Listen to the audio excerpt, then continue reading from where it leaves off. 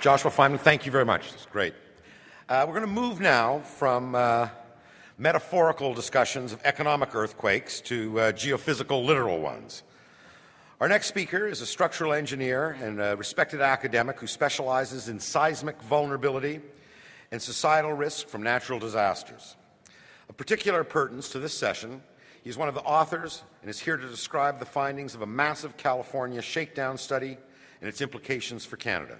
Please welcome Dr. Keith Porter.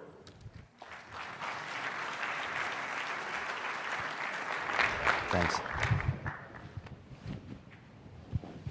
Thanks, Alan. From economic disasters to earthquakes, I don't know if it means anything, but when I looked out my window this morning, the harbor and Burrard Inlet had turned to blood. May mean nothing, but you never know. So I'm going to talk to you about the shakeout scenario and some of its implications for Canada, and I'll throw in some comments about the March Tohoku earthquake. In overview, the shakeout was a disaster scenario formulated by several hundred scientists, engineers, utility operators, and others who imagined a hypothetical magnitude 7.8 earthquake on the southern San Andreas Fault, which we dubbed the shakeout. This is an event which is highly realistic and, in fact, overdue for Southern California. If it were to occur, it would be realistic for the following results to happen. $200 billion in economic loss, 50,000 people injured, 1,800 people killed, 1,600 fires all in the Southern California area. Since that 2008 event, there have been annual exercises in which currently 8 million Californians, 1 in 4 Californians, exercise that event annually. They take place in some sort of preparedness activity. Today, I'm going to tell you a little bit about how the shakeout scenario was produced, how Tohoku is a little bit like Vancouver, and some other implications of the shakeout for Canada. So what is a shakeout? It started as just this one scenario document, a document that examined in granular detail the outcomes of this one realistic earthquake. And there was an emergency response exercise that went along with it. But the term has almost immediately become a generic term meaning any large likely earthquake imagined in some granular detail. In the lower right-hand image, you're seeing planned shakeout exercises across the United States and in Canada, and there have been shakeout exercises elsewhere in the world, such as Guam and New Zealand. It is a severe but not a worst-case event. It is something worth planning for. It is science-based and fairly broad in scope. It isn't just focusing on the economic consequences of the earthquake, although that is part of it. It deals with the geophysical and the physical and the engineering impacts and the impacts on deaths, injuries, and so on. And it is accompanied by a massive multimedia education and outreach effort to reach out to the population as a whole. And as a consequence, it has had diverse participation, millions of people participating in the same event, thinking about the same event every year at the same time. So there's a lot of synergy going on with a shakeout. And all of these activities are seeking to answer two questions. First, what could happen in a large, likely earthquake near me, and what can I do about it? How can I prepare for it to make the impacts a little bit less severe? The effort was led by the U.S. Geological Survey as part of its multi-hazards demonstration project, whose mission is to demonstrate how science can improve community resiliency to natural hazards. And those natural hazards include earthquake, as in the case of the shakeout, but we've also examined floods. We're in the middle of a tsunami scenario development. We've looked at wildfires and landslides. And the mission was formed with stakeholder workshops who set the research priorities. This was not a bunch of scientists saying, gee, what can I get a research grant for? What's the most interesting thing to me? This whole project was led by fire officials, state and local governments, and others who said, this is what we need from science. So why is it science-based, and what's the benefit of science? Well, in Southern California, we have a population that is sometimes ill-served by the local media. You're seeing an example, real example here. Science can bring a lot to the population. Before an earthquake, scientists can provide credible predictions of what the disaster will be like to better prepare. Now, this means both long before a disaster and in the seconds prior to a disaster. During a disaster, scientists can provide more accurate information about what is happening and who is being affected so that emergency responders and others can better respond. And after disaster, we can help inform decisions on how to support the response and recovery effort. Why did we do a planning scenario, an individual event? Well, first of all, because the stakeholders wanted it. We met, for example, with fire officials who said, you know, okay, fine, you can provide all these probabilistic outcomes, but what we really need is one story, a single story to do our planning around, because if we're ready for that individual event, then we'll be ready for other similar events. They didn't want any probability associated with this. They don't want to talk about probability. They want something particular to plan for. And they wanted an earthquake that was relevant to everybody, that any resident, business, and government agency should and could be ready for. This is the scenario that we chose. You see that heavy red line in Southern California. That is the Southern San Andreas Fault. It's the event with the highest probability of producing a magnitude 6.7, a largish earthquake in the next 30 years of all the major faults in California. So that's the one we chose.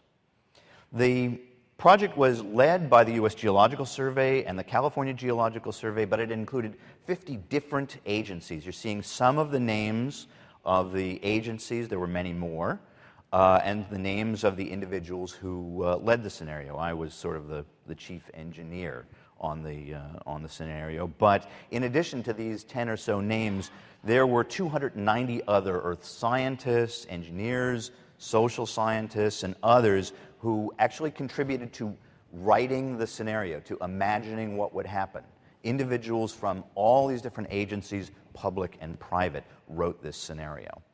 We built it with all of these components. Engineering was only the middle component. It began with USGS and California Geological Survey earth scientists identifying the fault that was most likely to rupture, estimating the shaking, estimating secondary hazards such as landslide liquefaction. They handed their information over to the engineers who looked at the likely structural damage to infrastructure, lifelines, fire following earthquake, and others. We handed our information off to social scientists who looked at emergency response, deaths and injuries, other social and economic impacts, and all of this was handed off to policymakers to consider how they would change or enhance policy to better deal with this disaster. And all of it accompanied by a heavy emphasis on communications and graphics to communicate this information to the policymakers and to the public. So let me take you through the earth sciences aspects of this first. This is a view of Southern California.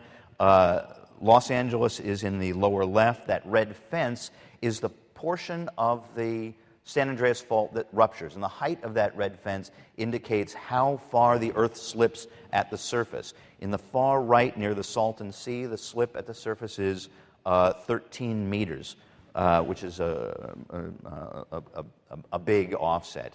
Now, this event would produce shaking that lasted 3 minutes in Los Angeles and Ventura County. The rupture of the fault itself would take 90 seconds from the beginning of the rupture to the end of the rupture. For comparison purposes, the 1994 Northridge earthquake, which was the one that's the biggest in LA, the people of LA's recent memory, was over in 30 seconds and didn't affect anywhere near this large an area. A fault offset of 13 meters is pretty big. What you're seeing here is a 1 meter offset from the 1992 Landers earthquake. And this is, for comparison purposes, the offset produced by an 1855 earthquake in New Zealand. You're seeing these two people standing on two sides of the fault. Before the earthquake, they could have shook hands. That's an 18-meter fault offset. And all this happens in a matter of a minute.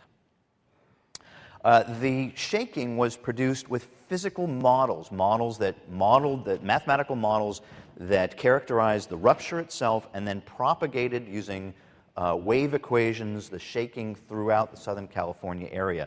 This is the rupture accelerated many, many times, and those blue and red waves are the motion of the Earth. You're seeing 2 minutes into the earthquake, shaking still reverberating in the in the LA basin because of the alluvial deposits there. That basin shakes like a bowl of jelly when you hit it with an earthquake. Here is a map of the maximum shaking intensities that would be produced by this earthquake. You notice that it doesn't look like a hot dog. Those of you who have used catastrophe risk models might be familiar with the hot dog shape of the shaking intensity. As you get farther away from the fault, the intensity dies off, but that's because of the mathematical models used to produce them. They're smooth equations. This physics-based modeling produces the sort of mottled pattern of shaking that is much more realistic in an earthquake, in a real earthquake. For comparison purposes, this is at the same scale, the shaking in the Northridge earthquake that produced $40 billion of loss, 57 deaths. This was a magnitude 6.7 event, 1/50th of the energy that would be released by this magnitude 7.8 event. And a couple of months before the shakeout scenario was released, there was a magnitude 5.4 earthquake in Chino Hills with 1/5000th of the energy, didn't kill anybody, produced minimal damage, but it was fresh in the memory of the people who were about to exercise this scenario. So this kind of comparison we found to be very valuable. We also estimated many possible aftershock sequences. This was the one that we chose for the scenario purposes. This magnitude 7.8 could realistically produce a magnitude 7.2 aftershock. Now, this is a big earthquake, a magnitude 7.2 event, bigger than the Northridge earthquake, and it's just an aftershock that happened 16 hours after the main shock. And there would be tens of thousands of other aftershocks that would be feelable by the people of the Southern California area. It would disrupt repairs. This and all the other aftershocks would disrupt repairs and potentially aggravate damage, possibly causing the collapse of buildings that had only been severely weakened by the main shock. Let me take you through some of the damage and loss outcomes. We used a public loss model analogous to AAR, EquiCat, and RMS's models called HAZUS. This is a FEMA-funded public loss model that estimates building damage and other things. Using this model, it's estimated that 300,000 buildings could be significantly damaged. This is 1 in 16 buildings in the Southern California area where significant damage is at least 10% of the building value required to repair it. 45,000 of these buildings, 1% of the building stock, would be complete losses, would not economically be repairable. Most dangerous among these would be the brick and the older concrete buildings, and I'll tell you a little bit more about those concrete buildings in a moment. The most numerous damage would be wood frame buildings because they are the most numerous buildings in Southern California. Less dangerous would be the pre-1994 steel frame buildings, but still somewhat scary. We didn't stop at the computerized loss model. We did more detailed focus studies of several important building types, including the high-rise pre-Northridge welded steel moment frame buildings, the older concrete buildings. We had a special study of wood frame buildings and a special study of unreinforced masonry buildings. These are the ones of the greatest concern in Southern California, so we gave them extra attention. Older reinforced concrete buildings are a concern because before the 1971 San Fernando earthquake, we tended to build these things with too little steel, the reinforcing steel, in the beams and columns. The steel could be this far apart, and what we found in the San Fernando earthquake in 1971 was damage to the concrete could allow the concrete inside that steel to blow out. The steel didn't contain it inside the columns, it blew out, and the even crushed rock and concrete, if you keep it inside the columns, will hold the building up. Once you let the concrete out, the building collapses. What you're seeing here is the Olive View Medical Center. Portion of that building, which had just been completed in 1971 and had not yet been occupied, collapsed. It was a total loss. The lessons of the 71 earthquake have taught us, have been learned. We've improved concrete construction, both in the United States and around the world. So it's less of a problem in the United States now, concrete buildings. But a lot of these building codes are not retroactive. So the older buildings built before these code changes still remain. There are thousands of them, low and mid-rise buildings of this type. And there are tens of high-rise buildings of this type in Los Angeles. A study of this type of building by structural engineers at the University of California, Los Angeles, found that it was realistic that 50 collapses would be realistic in this building type, with 5,000 to 10,000 people in those collapsed buildings. 100 more such buildings would be red tagged, that is, rendered unsafe to enter or occupy. We also looked at wood frame buildings. As I mentioned, they are the most numerous in Southern California. Also throughout the western United States and Canada, they're the predominant building type for housing. There's been lots of past damage. You're seeing here some images from the Loma Prieta earthquake and the Landers Big Bear earthquakes of older wood frame buildings collapsing. Common kinds of damage are foundation anchorage failing. The building actually slides off of its foundation. The soft story collapses. There are these short walls that span between the foundation and the first floor. They tend to be weak, not strong enough to pull the building back and forth with the earth. They collapse. It's very, very common to see brick chimneys and brick veneer delaminate, fall off the building, and cause damage and sometimes kill people. In this scenario, it's estimated that 175,000 of these wood frame buildings could be significantly damaged.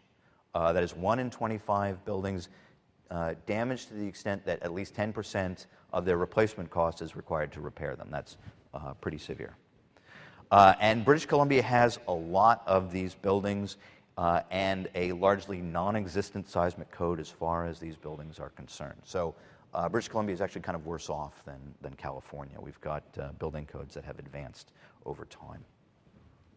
High-rise steel frame buildings were found to be a serious problem in the 1994 Northridge earthquake. They had these beam column joints. The place where a beam frames into a column was found to have the brittle welds, which we didn't expect. We thought that the welded connections would be very strong and durable, and in fact what happened is they fractured when we didn't expect them to.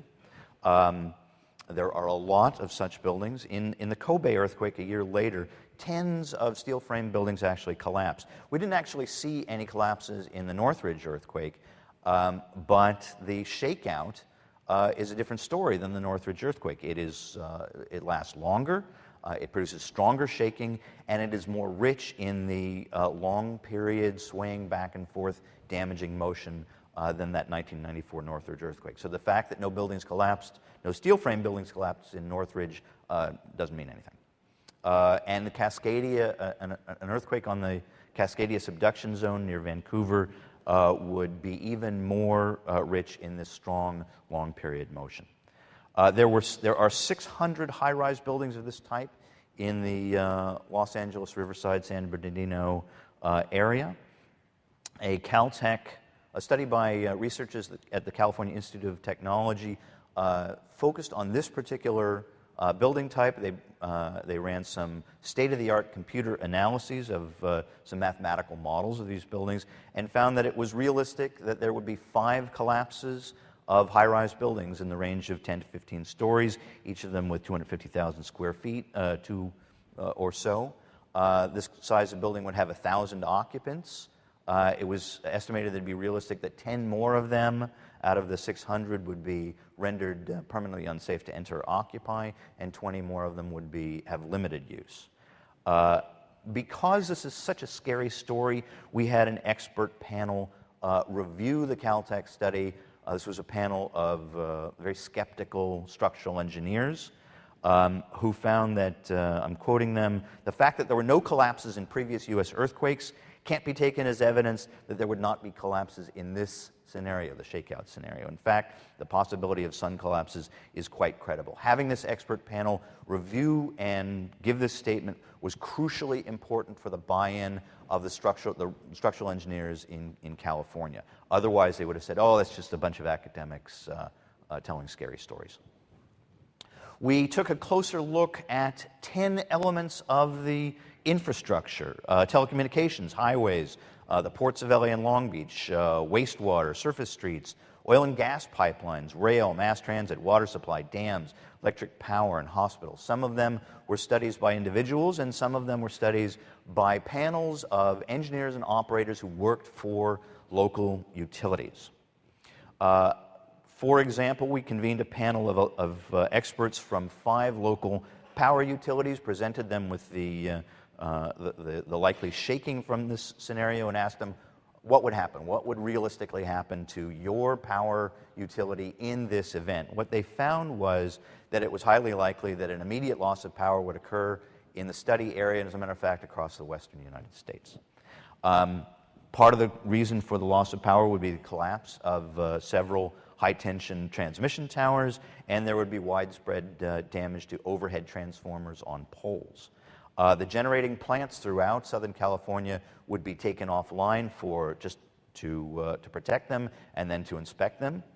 And those power plants would have to be slowly brought back online, and that's not, flipping a switch and they come back on kind of a problem. In the most strongly affected areas, Los Angeles, Riverside, and San Bernardino counties, it would take about a day to bring back 30 to 50% of services, 3 days to bring back up to 90% of services, and it might be several months before everybody got their power back, everybody who was capable of receiving it. In other surrounding counties, the power might be restored to 90% of them in a day or two. We found that the utilities participating in this panel was extremely valuable, not just for producing these results, but for making the results credible to the rest of the community, and for making the results credible within those utilities. These are not monolithic organizations.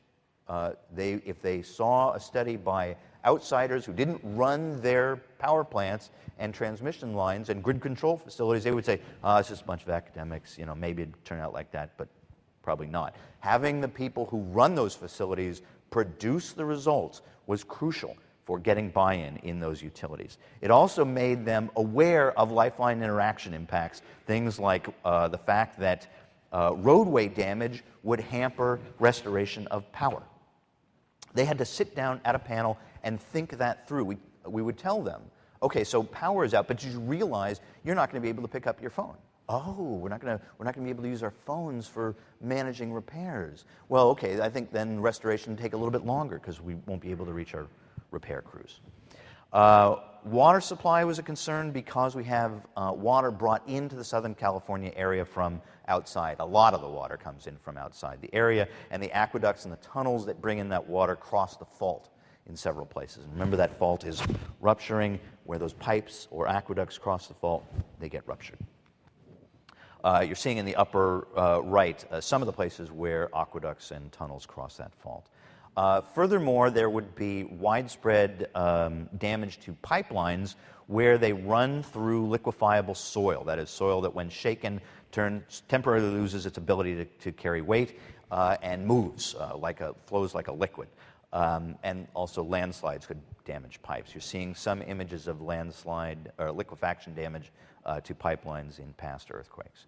Also, there's a lot of old pipe. Older pipe is more damageable in earthquakes than newer pipe. LA has water and sewer pipe that in some places is more than a century old. Furthermore, water supply relies on power, damageable pumps, tanks that can be overturned, and other equipment. So the shaking could damage the water supply in other ways. So we convened an expert panel of representatives from 8 different water agencies in Southern California. They found that it was realistic that within 10 miles of the fault, water supply could be impaired for up to 6 months before people could turn on their taps and get water coming out. In much of the rest of the study areas, half of customers could lose water supply for up to a week. Now remember that we're telling people to keep 3 days of water supply in their homes, and many people aren't even doing that. In 3 of the counties, up to 5% of the population could lose service for a couple of months. That's pretty serious.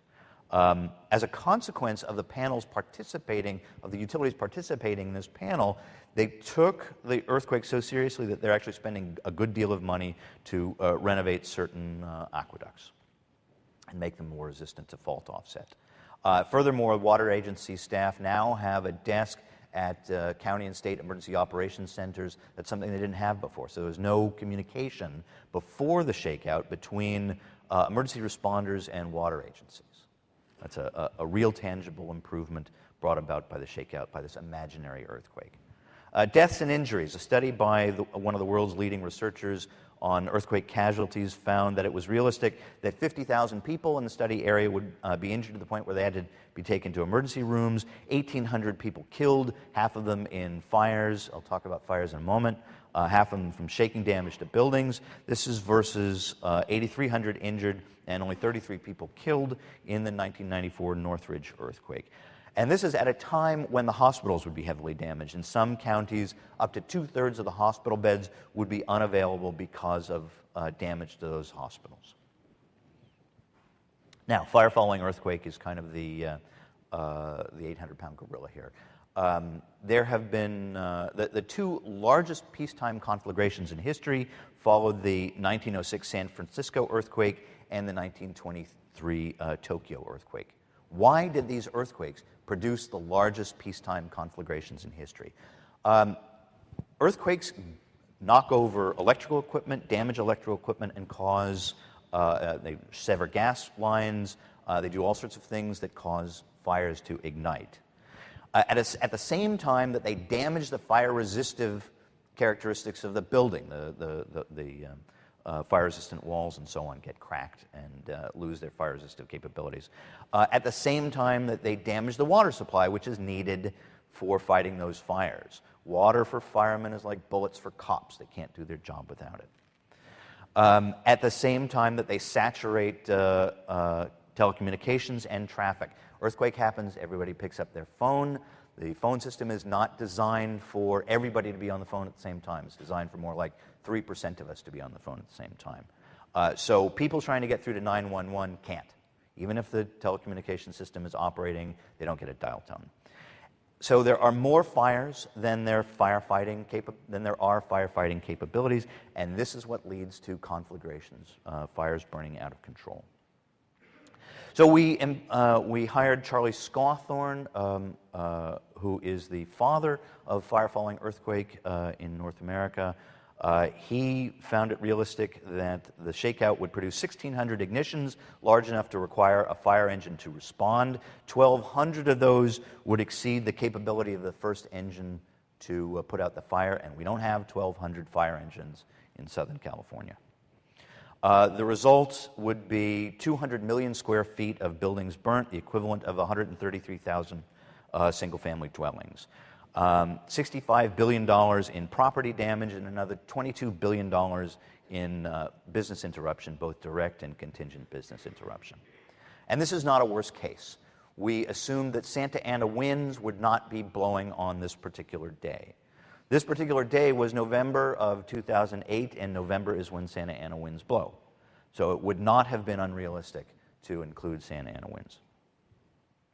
As a result of Dr. Scawthorne's study, the California Seismic Safety Commission is considering whether to recommend a new water supply system in the LA Basin. Because this was such a scary story, we impaneled a review panel of four state and local fire officials who found that the outcomes were reasonable and, if anything, a bit low. Fire following earthquake has not gone away. What you're seeing here are the fires in the Tohoku earthquake of March of this year. The bubbles indicate the number of fires reported by a particular fire agency, and those numbers of fires track with shaking intensity and infrastructure, the quantity of buildings there to be burnt. The fire following earthquake is an issue in British Columbia. It's been a concern since the 1980s because of very dense wood frame buildings that provide fuel. There's a lot of liquefiable soil at the places where The water supply comes into Vancouver. Again, liquefaction breaks pipelines. Broken water supply pipelines means low water pressure or no water to fight the fires.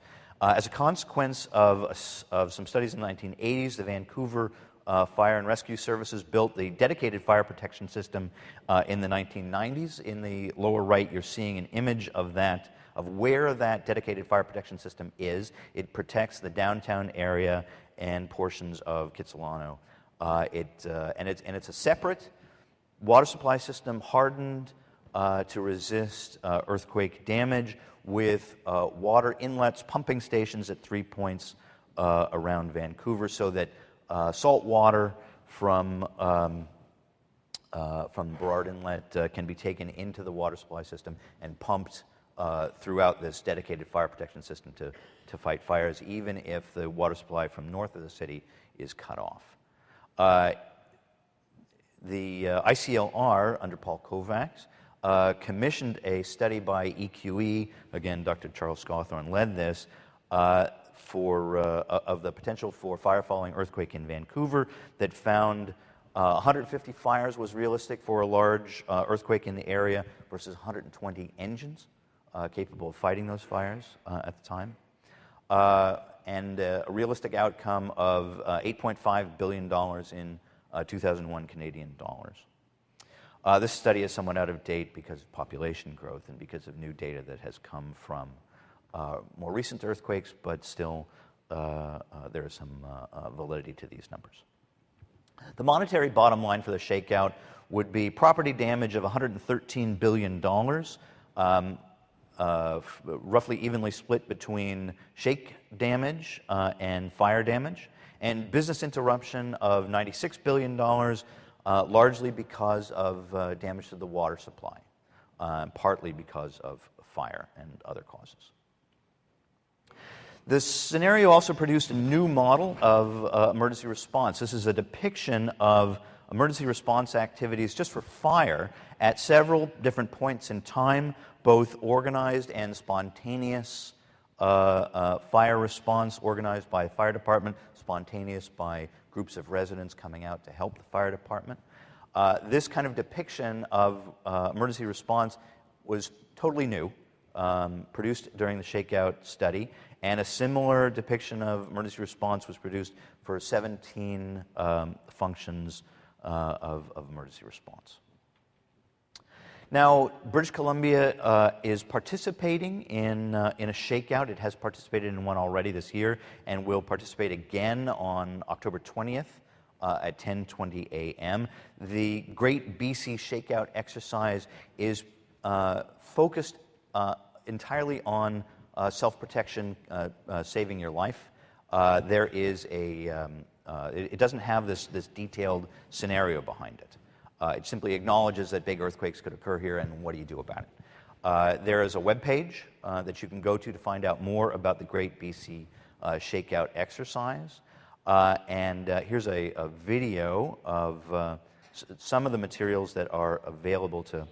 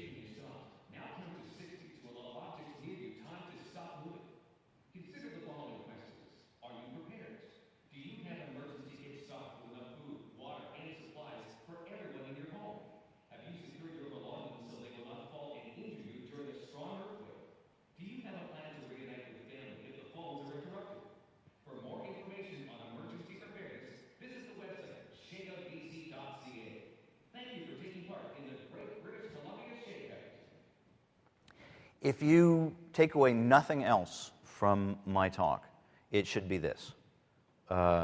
Be prepared for an earthquake to protect your own life and safety by doing this drop, cover, and hold on exercise during the Great BC Shakeout next month. Do not run to stand in doorways. Do not try to get near large, heavy furniture. Get under your desk, your table, and practice that every year so that when an earthquake actually happens, you don't panic, you take the proper self-protective action. So what is it that shakeout can, that a Canadian shakeout, if you were to produce a Canadian shakeout like the California shakeout, a planning scenario as opposed to an exercise, what is it that could give you that, say, catastrophe risk software could not? I don't know why the shakeout header on the left-hand side is not showing up, but that's what the left-hand column is about. The right-hand column is what cat risk software can provide you. A shakeout looks at a single scenario in depth, as opposed to cat risk software that provides probabilistic breadth of knowledge about earthquake risk. A shakeout goes into physical details of the physical damage, the shaking, the damage, and the human response. Catastrophe risk software is focused primarily on financial risk. A shakeout study would look at local conditions, whereas catastrophe risk software is intended for general applications and might differ from local conditions. A shakeout, at least as we produced it in Southern California, was produced by hundreds of specialists familiar with the facilities that they personally ran, whereas catastrophe risk software is developed by tens of engineers trying to encode the best practices published in the available literature into a computer model. The shakeout scenario filters computer models through expert judgment to decide whether it's appropriate or those models need to be adjusted up or down, whereas catastrophe risk software seeks to do the best job of encoding that expert knowledge into software so that you don't actually have to have the experts on hand. The shakeout scenario, as we developed it, was intended for planning and mitigation, whereas catastrophe risk software is primarily focused on risk transfer. So some notable nearby earthquakes that you might want to consider for Canada are shown here. You're seeing on the lower left the Cascadia subduction zone produced an earthquake of about magnitude 9 in January of 1700. The red stars are places where shallow crustal earthquakes have occurred in the past 100 years or so. The blue stars are deeper crustal earthquakes. So these are all candidates for a BC shakeout study. One of the more interesting, from my perspective, sources of earthquakes around here is the Cascadia subduction zone, which is where the Juan de Fuca plate subducts underneath the North American plate. And where the Juan de Fuca plate scrapes against the North American plate, stress builds up, and every few hundred years is released, and that produces the earthquake. And you're seeing in the right a number of the seismicity along that subduction zone in the past 70, 80, 90 years. Tohoku provides kind of a sneak preview of the Cascadia earthquake.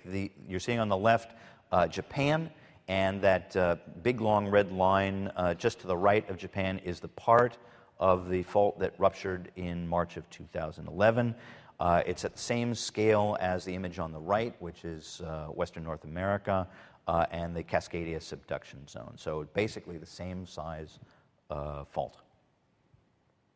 Some comparative statistics between Tohoku, Southern California, and Cascadia. Tohoku, like Cascadia, can produce a magnitude 9 earthquake, which is a good deal larger than the 7.8 that is realistic for Southern California. You're seeing in the right-hand image that shake map for the 7.8 Southern San Andreas event. So that should give you a sense of how much bigger an area would be affected by a Cascadia earthquake. The energy released by a Cascadia earthquake like Tohoku would be 63 times the energy released by this Southern California earthquake. Its probability of occurrence in the next year or so would be about 0.3% or 1 in a 300 chance, compared with 0.7% probability of the shakeout event happening next year, or something very much like it happening next year in Southern California. So comparable probabilities. The Tohoku earthquake killed almost 20,000 people, or killed or missing. Southern California earthquake might kill 1,800 out of a population affected of 20 million people. Cascadia has about 10 million people affected in the coastal regions of Oregon, Washington, and British Columbia. So 10 lessons that I can offer you for a Cascadian, Canadian shakeout scenario from the Great Southern California shakeout. First, if you were to produce such a study, get to the point. Give the outcomes in short, sweet sound bites, such as this. Widespread, strong ground shaking plus shaking of long duration plus landslides produces 300,000 buildings significantly damaged, 1 in 16. 1,600 fires requiring fire department response, 1,200 of them being large fires. $213 billion in damage, 250,000 people displaced. This is 1 in 60 out of the population affected. 53,000 injuries and 1,800 deaths. Second, relate to the experience of your audience. It's important to provide, in addition to the map of the scenario, maps of earthquakes that your audience has actually experienced. These are the maps that I showed you earlier of the Northridge and the Chino Hills earthquakes at the same scale. Show lots of images of the kinds of damages you're talking about so that people think that they are realistic. When we talked about damage to wood frame buildings, we showed images of damage to wood frame buildings from recent earthquakes, the Loma Prieta earthquake, the San Fernando earthquake, Coalinga, Northridge, and Long Beach earthquake. Avoid sensationalism. As scary as all this is, I have tried to express these outcomes as statements of fact, not hype.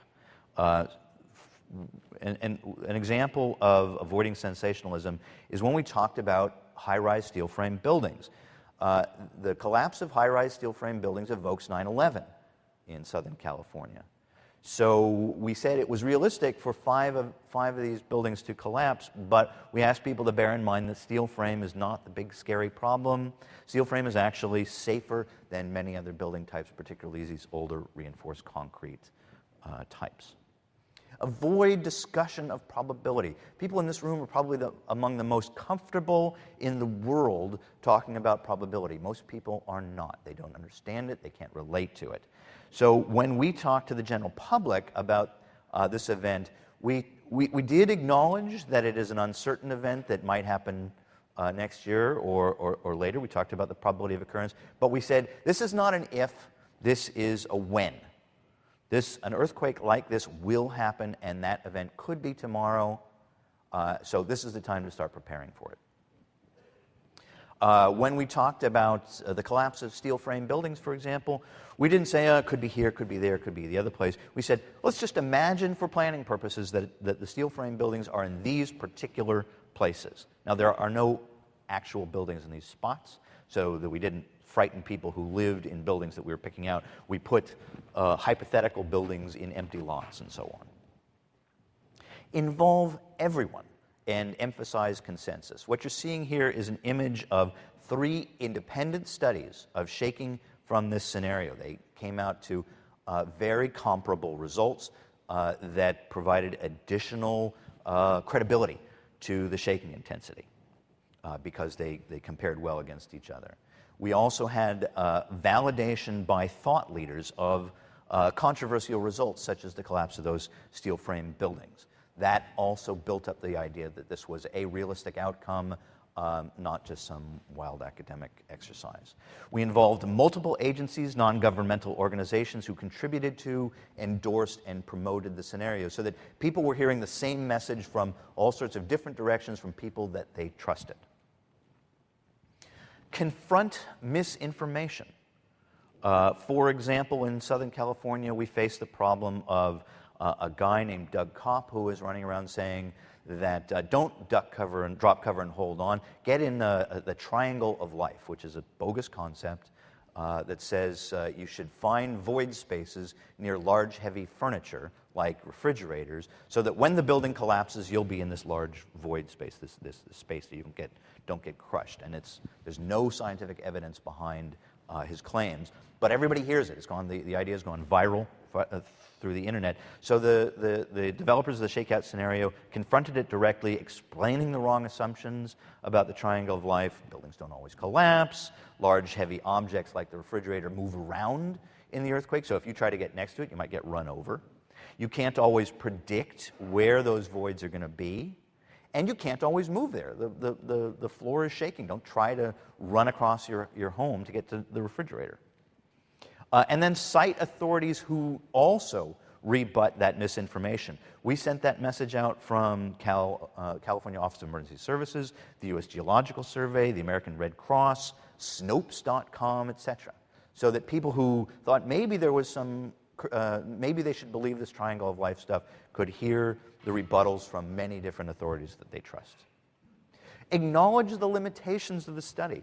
For the shakeout, we use the best available earth science, but of course the science evolves. There are lots of unknowns that went into this scenario and that would go into a BC shakeout. For example, lots of unknowns about the building stock. How many of them are of that damageable reinforced concrete type, for example. We acknowledge that panels judge these outcomes, many of these outcomes, for example, the water and the power, without actually doing engineering calculations. They just looked at the map of shaking and said, this is a realistic outcome. So that is a big uncertainty, a big limitation. And where we did use computer models they simplify reality, and they extrapolate from smaller events.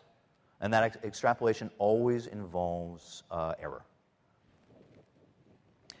But acknowledging limitations reduces attacks by critics who would prefer to do nothing, and also identifies areas needing more research. Temper lectures with activities. I'm up here standing and telling you this story, but and we had a lot of storytelling as part of the shakeout exercise. But we also had this web page that offered up-to-date information and drill scripts that schools and businesses could adopt and have their employees and school children actually carry out. We asked people to learn what else they could do, be counted as a participant, and ask others to register at shakeout.org to participate in the shakeout and figure out what it is that you personally want to do to exercise the shakeout and prepare for such a disaster. Participants created their own activities. For example, the Los Angeles Unified School District did 3 things. They had a duck cover and hold on exercise with school children. Their building engineers practiced their safety inspection drills, and their executives exercised their emergency communications protocols. 9th, defend in depth. For example, the Scawthorne Fire Study produced some very frightening loss estimates and implied some very, very costly mitigation might be necessary. So it was reviewed by independent state and local fire officials, as I told you. The Caltech high-rise study, as I mentioned, evokes 9/11, so we had some of the state's most skeptical leading structural engineers vet it before we published it. The shake map itself it was a controversial thing. It was produced by physics-based modeling, which is fairly new, and the people who produced shake maps the old way there was potential for some skepticism. As a matter of fact, some engineers tried to question the shake map, but they could not argue with 100 seismologists who had contributed to or examined this shake map and found it to be realistic. So when the structural engineers said, oh, that map doesn't look right, we said, you're not seismologists, you're not the 100 seismologists who looked at this map, so basically shut up and do your job, think about the engineering impacts, don't question the map, the shake map. And finally, offer engaging, useful resources such as websites, journal articles. We produced YouTube videos, long reports, brief abstracts. We had a speakers bureau so that if your particular local government wanted to talk about shakeout, you could pick up a phone and call us and we'd come out and give you a talk. Materials were offered in multiple languages, there were educational kits, there was an online game, and live Twitter feeds during the exercise. So the bottom line, both for Southern California and British Columbia, is that what we do now, before the disaster, will determine what our lives are like after the disaster. I'm going to take some questions now, and as we start passing around the microphone, I want to show you what that shake map looks like sort of in real time. Let's see if this happens automatically. There we go. This is the rupture. You're seeing on the left the rupture and the shaking propagating from its origin towards Los Angeles in real time. So while you watch that, I'll take questions. I had a question here. I'm right here. Thank you. I'm just wondering, I'm on the claims side of the business, and you haven't spoken anything about what happens afterward with regard to access, evaluation, and ultimately trying to settle losses. What municipalities or state or provincial governments might do with regard to allowing rebuilds and that type of thing. So is there any move afoot to get into those areas? Yes. The city of San Francisco, for example, realized after the shakeout and because of other things that were going on, that its guidelines for rebuilding were too vague. So they've actually taken some steps to clarify those guidelines so that structural engineers will know more clearly whether damaged buildings can be repaired or have to be demolished. The shakeout itself, however, it sort of stopped at the economic, at the insurance impacts. It didn't go into great detail. So a British Columbia shakeout could examine those implications a lot more deeply.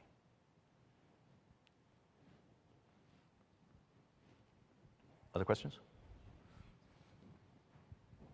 Are there any lessons to be learned from the Chilean earthquake, both in terms of the shake damage and I think more interestingly, maybe the fire following the shake damage? For the, certainly, one of the big lessons from Chile is that building codes matter a lot. Despite the fact that this was a very large earthquake, only 2 engineered buildings suffered any heavy collapse due to the shaking. And many high-rise buildings and ordinary buildings that were strongly shaken survived very well because of good building codes. You mentioned a lot of scary stuff, but one that particularly struck me was the impact on hospitals. So was that expected, and if yes, or if no, what have you learned to improve the situation? The damage to, likely damage to hospitals was expected. In California, we've been aware that there are a lot of older hospitals that are they're structurally not so great, and they have a lot of medical equipment that is not seismically secured. Hospitals have been damaged repeatedly in California earthquakes. The problem is really hard to tackle, however, because repairing or strengthening or replacing hospitals and hospital equipment is extremely expensive, and we've been struggling with how to fund the mandated mitigation of those hospitals, and there has been a mandate for a decade or more. More questions?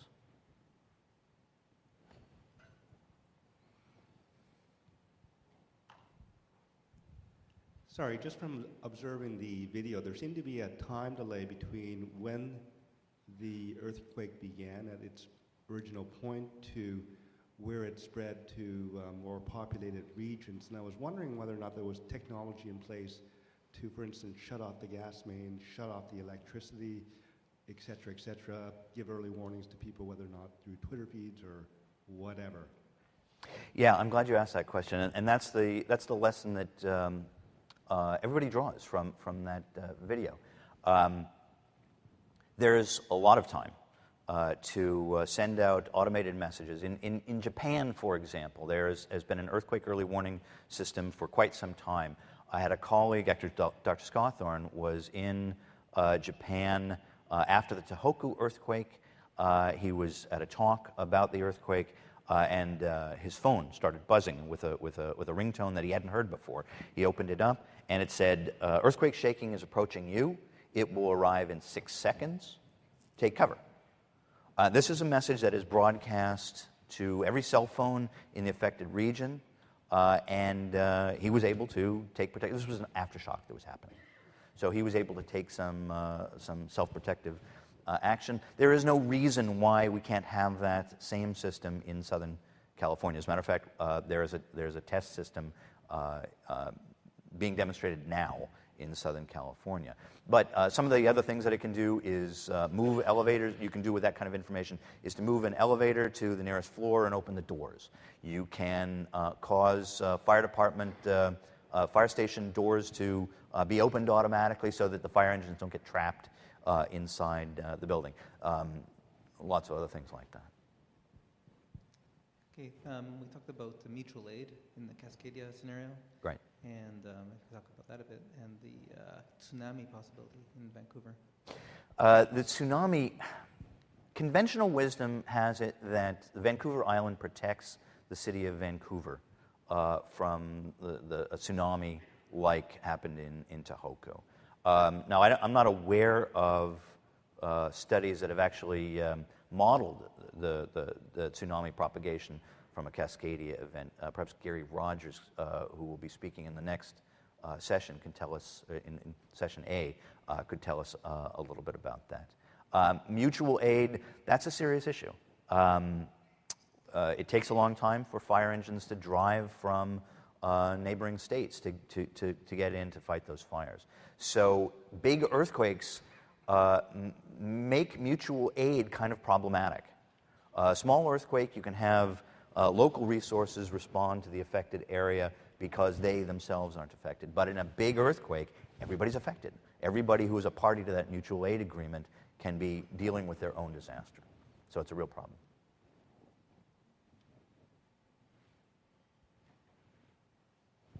Well, thanks very much.